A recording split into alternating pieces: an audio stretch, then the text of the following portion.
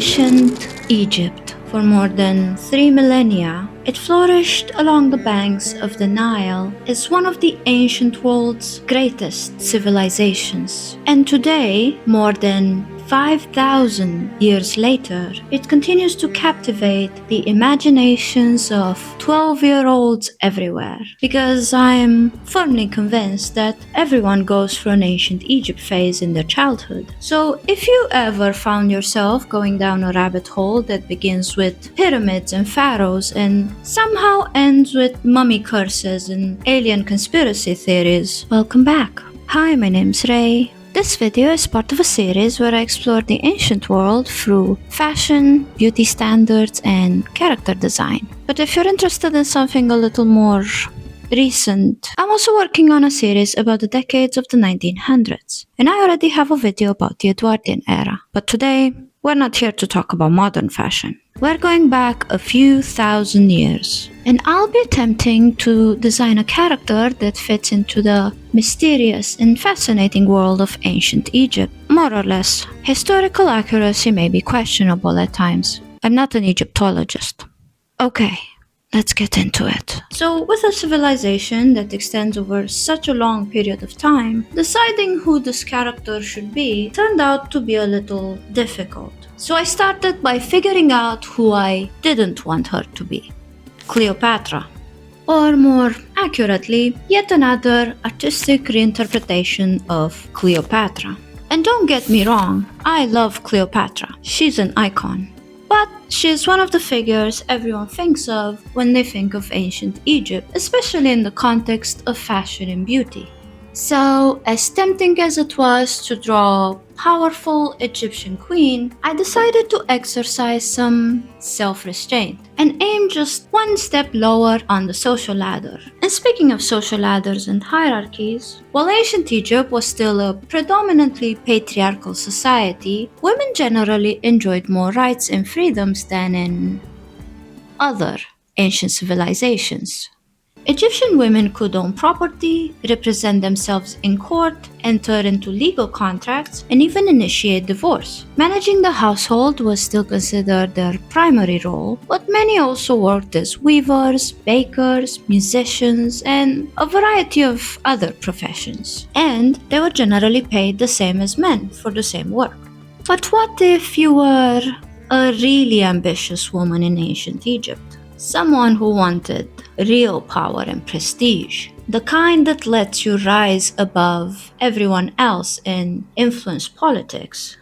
Well, your best bet would be divine power, obtained by taking refuge in religion and becoming a priestess. At least during the Old Kingdom, because over time, many of the most prestigious priestly positions would be reserved for women of royal blood. But whether this lady in my illustration earned her position or inherited it doesn't really matter that much. What matters is that she serves as the living embodiment of one of ancient Egypt's most important goddesses, Hathor, the goddess of love, sexuality and motherhood, music, dance, and beauty. And that's what I really want to focus on today, beauty. And the fascinating connection between beauty and spirituality, because in this world, striving to be beautiful wasn't an act of vanity. It was something much more sacred. Beauty reflected status, ritual purity, and ultimately the divine order itself. And unlike modern days, beauty, cosmetics, and elaborate adornments weren't reserved for women. Egyptian men were no strangers to these things. So to the modern men who like complaining that women wear too much makeup, I say, gentlemen, learn from history, stop complaining, and start competing. So put on some eyeliner, a little vibrant eyeshadow, a tasteful amount of glitter, because it's time you become the pretty one, and show the ladies, too, can play this game. Where were we? Ancient Egypt cosmetics. The most iconic one was black coal used to line the eyes. It was typically made from galena, a dark gray lead ore, or crushed charcoal mixed with water or plant gum to create a smooth paste. It also had some health benefits like protecting the eyes from sunlight, insects, and even certain infections, which is nice because it was also slightly toxic, which sounds a little concerning nowadays since we've evolved past putting toxic substances on our faces. Now we inject them. But ancient Egyptians' beauty routines didn't stop at black coal. They also used a vibrant green pigment made from crushed malachite as a sort of eyeshadow, and sometimes even glitter made from crushed beetles. And as someone with a crippling fear of insects, this is a historical fact I would like to unlearn. As much as I love glitter, I have my limits, so I'll stick to the coal and green. As for the lips and cheeks, they used a mixture of red ochre clay and water. But I'm getting ahead of myself, because before all this makeup, we need to talk about skincare routines. Ancient Egyptians took that very seriously. They exfoliated with sea salts, removed body hair using mixtures of honey and sugar, and cared for their skin with milk and honey masks and fragrant oils infused with flowers and spices, which sounds like a pretty solid skincare routine. But what I'm less enthusiastic about is the fact that they shave their head, men and women both. Although, to be fair, I am recording this during a heat wave, and so I get it. And while we could let our priestess live her best bald life, we won't. Because wigs were a big thing. They were often made from real human hair and date palm fiber and styled with bangs, tight curls, or narrow braids. And I went with this texture curly hairstyle because braids would look a lot like Cleopatra, and we're not doing that today. And I left this relatively simple because now we move on to the fun part, the jewelry.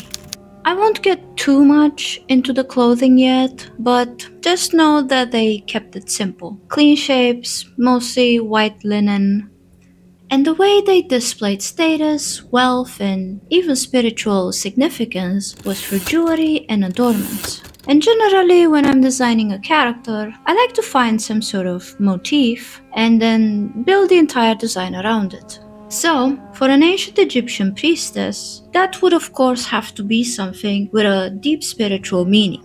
The blue lotus, a flower associated with the god Nefertem.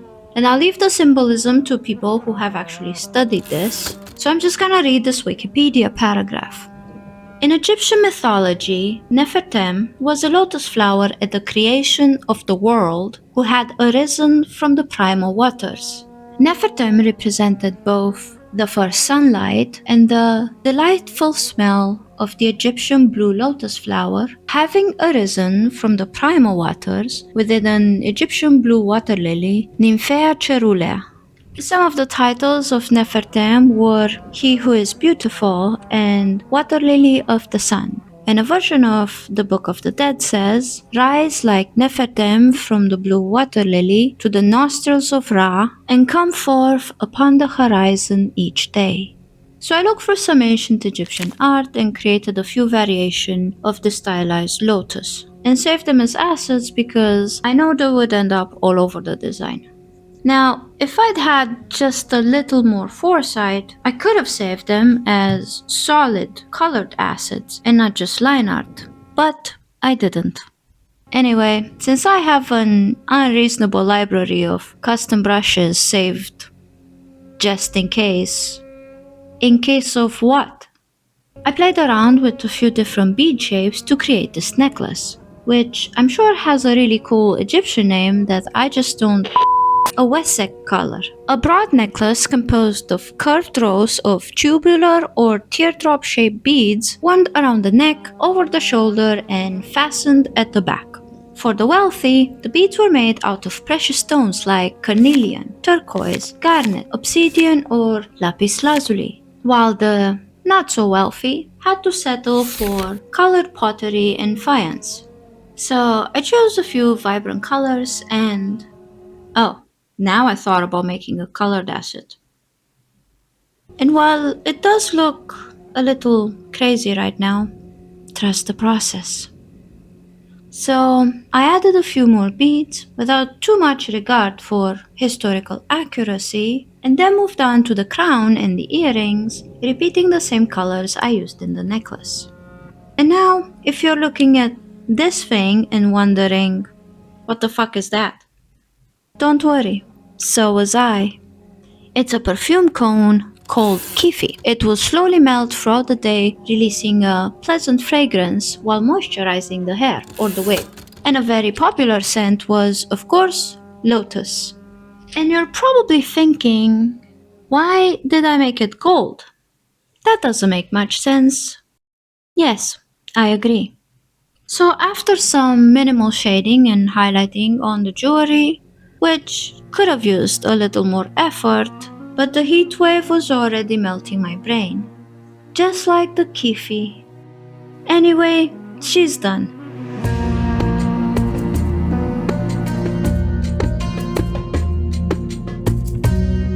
And now we can move on to fashion. But before we do, ancient Egyptian beauty ideals favored the lean physique, slender bodies with small breasts and narrow hips. And this ideal remained remarkably consistent for over 3,000 years. And so did the fashion. Kind of.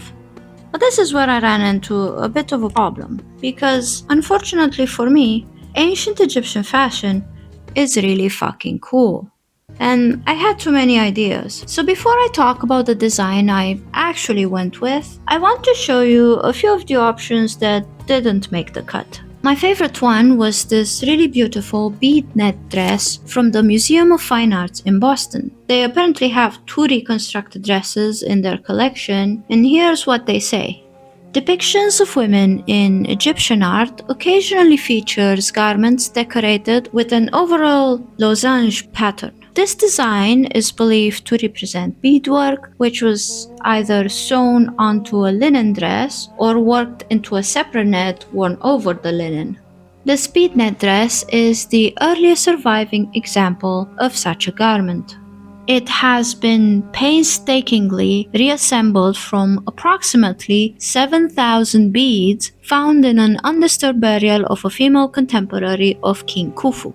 Although their string had disintegrated, a few beads still lay in their original pattern on and around the mummy, permitting an accurate reconstruction. The color of the beads has faded, but the bead net was originally blue and blue-green in imitation of lapis lazuli and turquoise. And another design I really like was this sort of pleated winged robe that was worn over a simple skirt and was popular during the New Kingdom. But since this character is a priestess, there were a few elements I felt I really had to include, and they didn't quite work with this type of robe. So I chose to prioritize the priestly element, like this lotus staff. Don't worry, it has nothing to do with historical accuracy. I just thought it looked really cool. Now, let's get this jewelry out of the way and finally move on to the actual clothing. Like this little buddy she's got draped over her shoulder. Pharaohs and priests often wore leopard or lion skins as symbols of status and authority, and I hate it. But this isn't about me. This is about drawing a powerful Egyptian priestess. And if a hug from a dead leopard is what it takes for people to respect and fear her, then I'm gonna have to keep it. I mentioned earlier that ancient Egyptian fashion remained remarkably consistent over time. It was built around simplicity and practicality, particularly in a climate as hot as Egypt's. Being comfortable in the heat was a priority, and so is mine right now. So clothes were made primarily out of linen, but the textile varied in quality, ranging from everyday coarse fabric to incredibly fine, almost see-through gauze. The main garment worn by women was a kalasiris, a simple ankle-length dress held up by shoulder straps, and covering the breasts was optional. And in my illustration, that's apparently the leopard's job. Coloring all of this was a little tedious.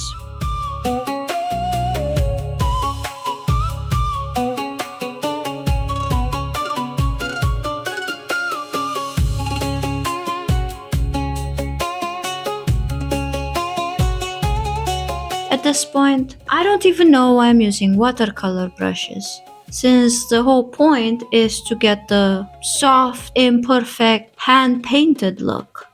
And mine always end up almost opaque.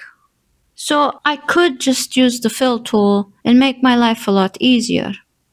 But unfortunately, I am very stubborn. So I will spend an unnecessary amount of time doing this. And you know what could have been great here? Colored assets. Costume historians believe that the tightness of the Kala series was often exaggerated and idealized in art, and the real garment was probably a little looser. But since we're exploring beauty ideals, I decided to lean into the more idealized version. So I kept it tight around the hips while letting the fabric fall more loosely in the front to create this triangle shape. Because, as we all know, ancient Egyptians loved triangles. And after struggling with the opacity of this fabric, I moved on to our leopard body, giving him his iconic spots and a little bit of color variation throughout the fur. And then it was time to render everything. Let's proceed.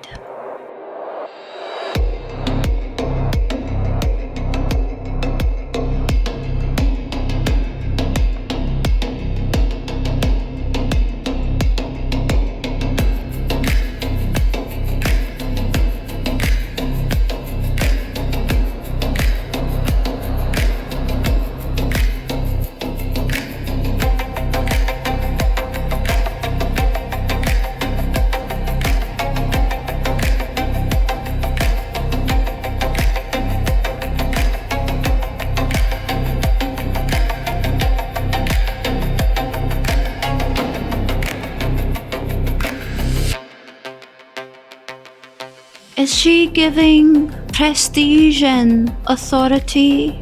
Or in more modern terms, is she serving Yes, I believe so. But is she serving historical accuracy? For that, I think we need an expert's opinion. What's that?